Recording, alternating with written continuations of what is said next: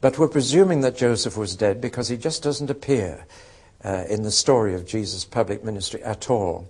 Mary and his brothers and sisters do. But there was one stage where the whole family, including Mary, thought he'd gone crazy and was schizophrenic. They didn't use that word. They used to say he was beside himself, that he was living two kind of lives. He was a carpenter who thought he was God. He was beside himself. He was split-minded. And it says the family came to take him home and lock him away because they thought he was beside himself. And when they got there, there was too big a crowd, so they sent a message through to Jesus, your mother and brothers and sisters have come to take you home. And he said, my mother? Who's my mother?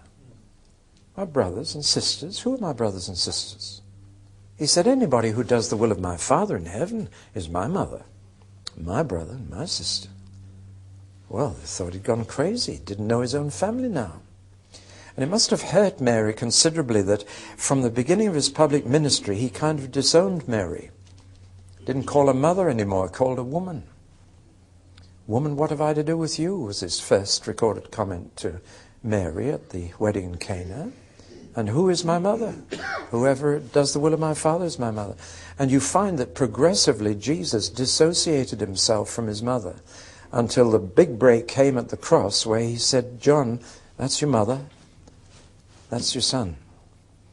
And as it were, replaced himself in her relationships. And apart from her joining in the prayer before the day of Pentecost, that's the end of Mary. Never hear her name again. She had played her role, and it was now over. Remarkable woman, very remarkable. And I'm happy to call her blessed, because she prophesied that all generations would call her blessed. I'm not prepared to call her a virgin because she had other children. And she had 4 boys and a number of girls.